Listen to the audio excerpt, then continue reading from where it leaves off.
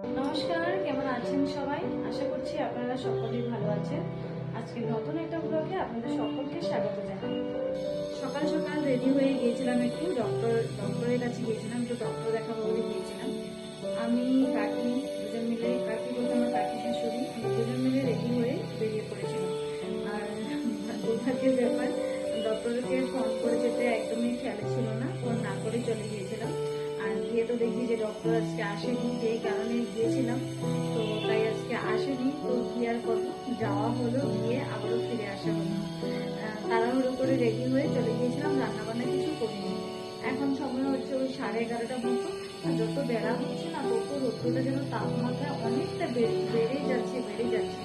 বুঝতে পারছি না এই কটা দিন ধরে এত পরিমাণে রোদ্র মানে উঠেছে, মানে ভাবার ধারণার বাইরে।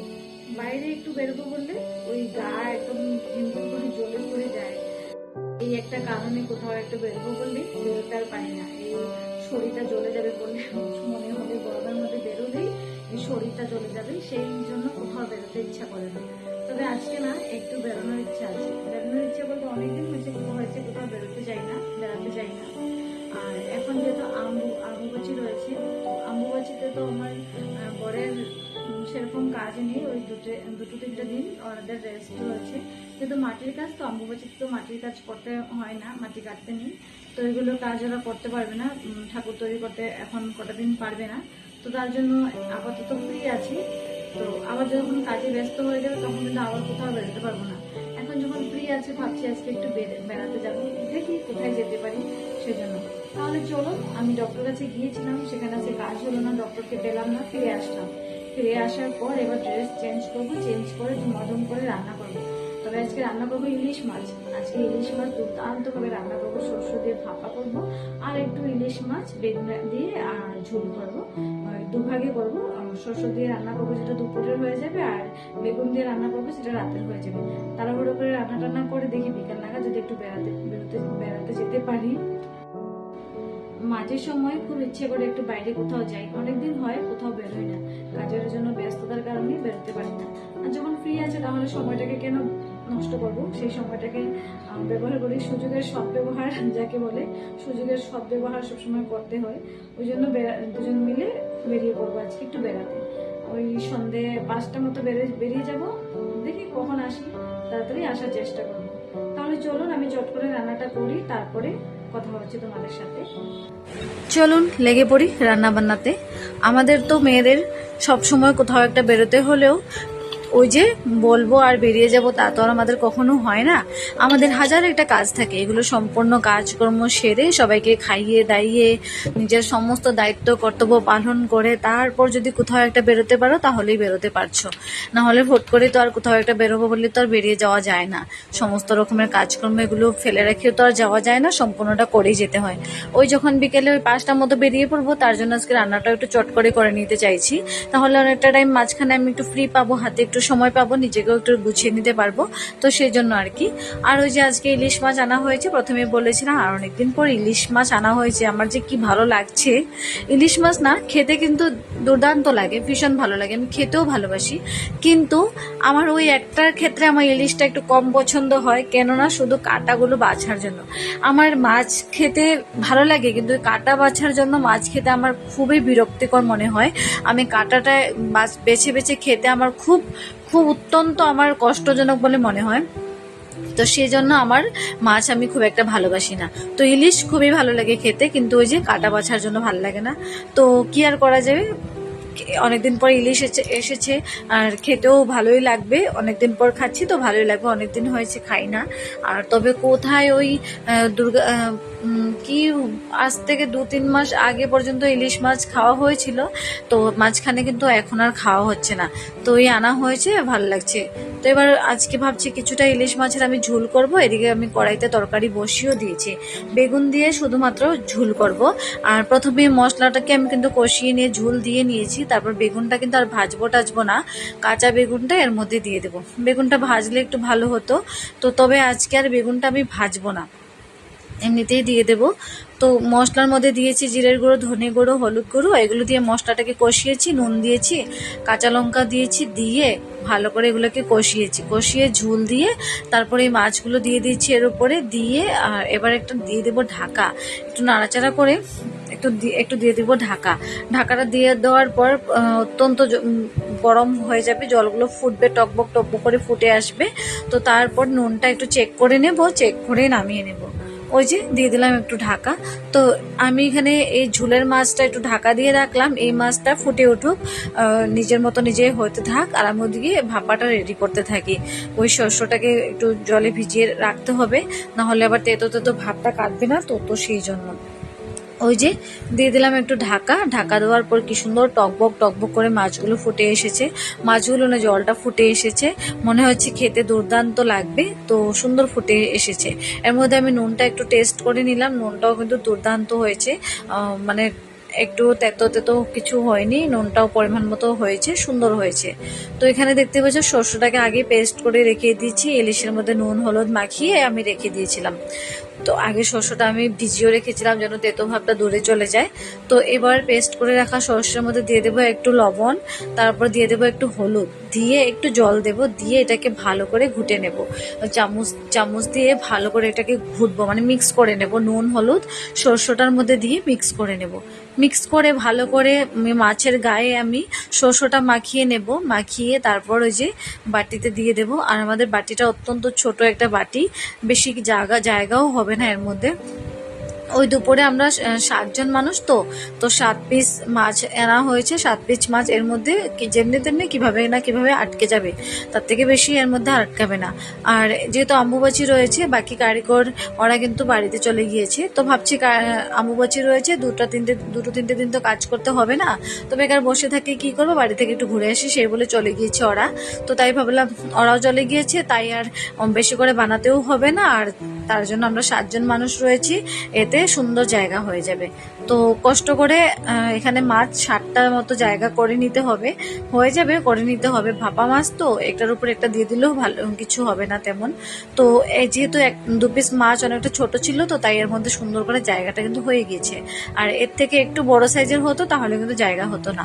মাছ এখানে 7 পিস মাছ আমি ভাপা করে নেব, আর ওদিকে 7 পিস মাছ আমি রাতের জন্য ঝুল করে নিয়েছি, ওটা রাতের জন্য হয়ে যাবে। ওই যে তারপর শস্য মাখিয়ে বাটির মধ্যে দিয়ে দিলাম, দিয়ে উপরে শস্য একটু দিয়ে দিলাম কাঁচা সর্ষের তেল দিয়ে একটু কাঁচা লঙ্কা মাঝখান দিয়ে চিড়ে নিয়েছিলাম, নিয়ে দিয়ে দিলাম, দিয়ে এবার বক্সটাকে ভালো করে আমি লাগিয়ে নেব, ঢাকা দিয়ে নেব সুন্দর করে। আর ওদিকে দেখতে পাচ্ছ গ্যাসটাকে জ্বালিয়ে কড়াইটা বসিয়ে একটু জল দিয়ে দিয়েছি, এর মধ্যে আরও একটু জল দেব, তাহলে ফুটবে জলটা। তো ফোটার সাথে সাথে মাছটাও দিয়ে দেবো। এর মধ্যে একটা ঝিক বসিয়ে দিয়েছি, আর এদিকে জলটা গরম হতে থাক, আর এদিকে আমি দিয়ে দিয়েছি বাটিটা। জলের সাহায্যেই এই মাছটা কিন্তু সুন্দর করে ভাপা হয়ে যাবে, সেদ্ধ হয়ে যাবে। 10 থেকে 15 মিনিট আমি এটাকে ভাপাবো, 10 থেকে 15 মিনিট ভাপালেই ব্যাস হয়ে যাবে, যথেষ্ট, তার থেকে বেশি দরকার হবে না। তো ওই যে দিয়ে দিলাম আমি এর মধ্যে মাছটা রেখে দিলাম। এবার আমি এটার মধ্যে একটা গামলা, বড় সাইজের একটা গামলা দিয়ে ঢাকা দেবো, কেননা কড়াইটা বড় ছিল, তো তাই জন্য একটু বড় সাইজের গামলাও নিয়েছি। তো ঢাকাটা দিলে ভিতরে যে ভাপটা এটা বাইরে বেরোবে না, সুন্দর ভাপা হয়ে যাবে। ব্যাস 10 থেকে 15 মিনিট পর আমি একটু মাঝখানে চেক করেছিলাম কতটুকু কি হয়েছে, তো সুন্দর হয়েছে, কালারটা কি সুন্দর দুর্দান্ত কালার এসেছে, দেখতে পাচ্ছেন। এখানে কিন্তু কাশ্মীরি লঙ্কা আজকে ব্যবহার করিনি, কি সুন্দর কালার এসেছে, দেখেই মনে হচ্ছে আজকে ইলিশ মাছের ভাপা দিয়ে জমিয়ে খাওয়া দাওয়াটা হবে। আমার ইলিশ মাছের ভাপা খেতে ভীষণ ভালো লাগে, ইলিশ মাছ বললো কি প্রত্যেকটা মাছই আমার এই ধরনের ভাপা খেতে আমার কি ভালোটাই না লাগে, দুর্দান্ত ভালো লাগে। তারপর এখানে করেছিলাম দুপুরে খাবার জন্যই ইলিশ মাছের ভাপা, আর আলু দিয়ে, বরবটি দিয়ে, পেঁয়াজ দিয়ে লালচি করে, বেশ কিছুটা লালচি করে একটু করে আমি হালকা ভাজা করলাম, যাই দিয়ে দুপুরের খাবারটা হয়ে যাবে। আর এই যে মাছের ঝোল করেছি বেগুন দিয়ে, আর মাথাগুলো রয়েছিল যেটা ইলিশ মাছের, সেটাও কিন্তু ঝোলের মধ্যে দিয়ে দিয়েছি। এটা হবে ওই রাতের জন্য, রাতের জন্য আর কিছু করবো না, এটা রাতের জন্য হয়ে যাবে। আর ওদিকে ডালও রয়েছে, ডালও একটু করেছি, তো সকালে ডাল যেহেতু করা হয়, তো ডালও একটু রয়েছে, তো হয়ে যাবে রাতের জন্য। আর কিছু না, একটু সয়াবিনের তরকারি করব শুধুমাত্র রুটি দিয়ে খাওয়ার জন্য। আমি, দাদু, কাকা, আমরা তো 3 জন রুটি খাই রাতে। ইলিশ মাছ যদিও কাকারা বা দাদুরা খায় রাতে 1 পিস করে, আমি কিন্তু খাবো না। তার জন্য সয়াবিন আলু আমি একটু তরকারি করে নিচ্ছি ওই রুটি দিয়ে খাবার জন্য। আজকে না সয়াবিনের মধ্যে একটু কোয়াশ দিয়ে দিয়েছি, আলু দিয়েছি, একটু কোয়াশও দিয়ে দিয়েছি। রোজ তো আলু দিয়ে খাই, তাই ভাবলাম আজকে একটু কোয়াশও দিয়ে দিই, খেতে কেমন হবে জানি না, একটু কোয়াশও দিয়ে দিলাম সয়াবিনের মধ্যে। দিয়ে রাতে রান্নাটাও করে রেখেছি, যদি আমাদের একটু বাইরে যায়, আসতে লেট হয়, তাহলে এসে তাড়াহুড়ো করে আমাকে রান্নাটা করতে হবে, তো ওই জন্য আমি রাতের রান্নাটাও করে নিলাম। এখন সময় হচ্ছে ওই 5টা মতো, খাবার দাবার খেয়ে বিকেলের আজকে ওয়েদারটা দেখুন কি সুন্দর ওয়েদার। এখন ওই সন্ধে হয়ে আসছে, এখনো সন্ধেটা হয়নি, বিকেল মতো হয়েছে। তো বাইরের দৃশ্যটা একটু দেখুন কি সুন্দর, রৌদ্রটা রয়েছে, এখনো যায়নি। আজকাল 5টা মতো বাজলে কি আর রৌদ্র চলে যায়? প্রায় 6টা মতো বাজবে, তাহলে রৌদ্র যাবে আস্তে আস্তে। তো এখানে চা বানিয়ে নিয়েছি 3 জনের জন্য, দাদুর জন্য, আমার বরের জন্য, আমার জন্য। এবার চাটা খাই, তারপর রেডি হবো। তোমার এটা চিনি ছাড়া চা নিয়ে আনো, তোমার কালা কালা হাত দিয়া 1 কাপ চা নিয়ে আনো। ওই যে দুজন বসে আছে, দাদু এখানে বসে আছে, বর এখানে ফোন ঘাটছে। তো দুজনকে চা দিলাম, আমিও চা খেলাম। চাটা খেয়ে রেডি সেটি হয়ে আমরা বেরিয়ে পড়লাম। ইতিমধ্যে আমরা পৌঁছেও গিয়েছি, আর এখানে পার্কিং করবে, তো তার জন্য আমি বাইরের একটু দৃশ্যটা নিয়ে নিলাম। রাস্তাঘাটগুলো কি সুন্দর লাগছে। আর আজকে আমরা এসেছি বলতে আমাদের কিন্তু কোনো ঠিক ছিল না যে আমরা এই জায়গাটাতেই আসবো। আমরা এসেছি আজকে শঙ্করদেব কলাক্ষেত্র। তো কলাক্ষেত্র, শ্রীমন্ত শঙ্করদেব কলাক্ষেত্র। তো গুয়াহাটিতে এই কলাক্ষেত্র আমাদের আসামের ঐতিহ্য। আমি কিন্তু আজকে পর্যন্ত দেখতে আসিনি, তাই আজ এসেছি দেখতে। তো আমিও দেখবো, তোমাদেরকে দেখাবো। তো আমাদের আসামের ঐতিহ্য খুব পুরনো, সেই দিনগুলো, পুরনো সেই জিনিসপত্র, সেগুলোই আজকে একটু শেয়ার করব। ওই যে প্রথম দৃশ্যতে ঢোকার রাস্তাতে, এন্ট্রিতে এই যে দেখতে পাচ্ছ কি সুন্দর ষাঁড়গুলো যুদ্ধ করছে। তো এই একটা দৃশ্য। এদিকে আরো একটা মনোরম দৃশ্য, যেটা হচ্ছে কচ্ছপের উপর আবার হাতি, হাতির উপর আবার সিংহ। এই একটা দৃশ্য রাস্তার মধ্যে এন্ট্রিতেই রয়েছে। এটা কি দুর্দান্ত লাগছে এই জিনিসগুলো। ভেতরে আরো অনেক কিছু রয়েছে, তো চলুন ভিতরের দিকে যাই, গিয়ে দেখা যাক কি কি রয়েছে। তো ভিতরের দিকে ঢুকে, এটা হচ্ছে আসামের ঐতিহ্য যেটা বলা হয়, এটা হচ্ছে দেউরি জনগোষ্ঠী মনে হচ্ছে, লেখাগুলো রয়েছে। এটা হচ্ছে দেউরি জনগোষ্ঠী। এটা হচ্ছে আসামের ঐতিহ্য বলতে আসামিসরা এটার মধ্যে ওই কাপড় জামা এগুলো তৈরি করে, শাড়ি, চাদর, গামছা এগুলো তৈরি করে। তো এগুলো হচ্ছে সেই মানে আগেকার দিনের যে জিনিসগুলো, তো সেগুলোই মানে তুলে ধরা হয়েছে। তো এগুলো অনেকে এখানে আসে, আসামের ঐতিহ্যগুলো দেখতে আসে। একটা মিউজিয়ামের মতো, এগুলোকে মিউজিয়াম করে রাখা হয়েছে, সবাই আসে দেখে যায়। তো আমি তো আসিনি সেভাবে, তো আজকে আসলাম, আমিও একটু দেখে যাই, কলাক্ষেত্রটা ঘুরে যাই। ভীষণ ভালো লাগছে এগুলো দেখে। এগুলো দেখলে না অত্যন্ত ভালোই লাগে, অনেক দিনের আগের পুরোনো দিনের জিনিসগুলো তো দেখে ভীষণ ভালো লাগে।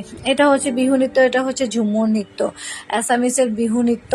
তো এটা হচ্ছে অ্যাসামিসের বিয়ের জন্য বর বউ, তো তাদের আর রয়েছে অনেক জিনিসপত্র, তাদের আগের পূর্বকালের যে জিনিসপত্রগুলো, এগুলো সুন্দর করে মিউজিয়াম করে তুলে ধরা হয়েছে।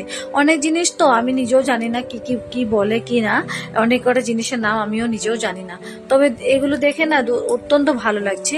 এই যে জিনিসগুলো সব কিন্তু মেটেল, ভীষণ ভালো লাগছে, সুন্দর জিনিসগুলো। তো দেখে বেরিয়ে পড়লাম। পড়ার পর সামনে এই যে ময়ূর, বড় একটা ডার্ট কাগজ দিয়ে এই ময়ূরটা কিন্তু বানানো হচ্ছে, কি সুন্দর লাগছে। আর কাগজ ফুলে ভর্তি চারপাশটা। যেহেতু অনেকটা লেট হয়ে গিয়েছে আমাদের, এগুলো বাইরের দৃশ্যটা আমি পরে ভিডিও করেছিলাম, তো অনেকটা লেট হয়ে গেছে, তাই কিন্তু ভালো করে আসছিল না। খোলাই থাকে 9টা পর্যন্ত, তো এবার 9টা বাজতে চললো, আমাদের এবার বেরোতেও হবে। এই যে ওয়াল পেন্টিং করা কি সুন্দর করে রেখেছে, এই যে এগুলো কিন্তু ভীষণ সুন্দর জিনিসগুলো। তো আজকের এই ভিডিওতে এই জিনিসগুলো দেখে কেমন লাগলো একটু কমেন্ট করে জানাবেন। হাতে এখানে সুরের মধ্যে পদ্মফুল নিয়ে বসে আছে। তো বেরিয়ে পড়লাম সেখান থেকে। তাহলে চলুন আজকের ভিডিওটা এখানেই সমাপ্ত করি। আমাদের আসামের ঐতিহ্য দেখে কেমন লাগলো একটু কমেন্ট করে জানাবেন।